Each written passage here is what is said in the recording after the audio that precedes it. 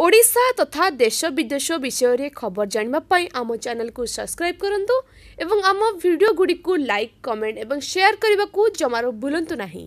भारत रे चिन्हट होईछि corona virus.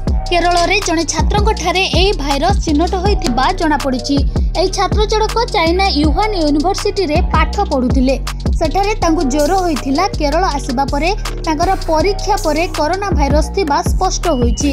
तांकु स्वतंत्र ward रे चिकित्सा करा जाउछि। सेपटे चीन रे दिनकु दिन अधिक मुंड गडाउछि कोरोना भाइरस।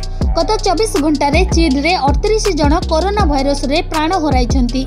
एबे केवल चीन रे मोट 170 जनक मृत्यु होइथिबा सूचना मिलिछि। गोटिए दिन रे आहुरी 1737 जन व्यक्तिक ठारे कोरोना भूताणु चिन्हट करा जायछि। वर्तमान सुधा 7700 रु ऊर्ध्व लोक आक्रांत होइछन्ति।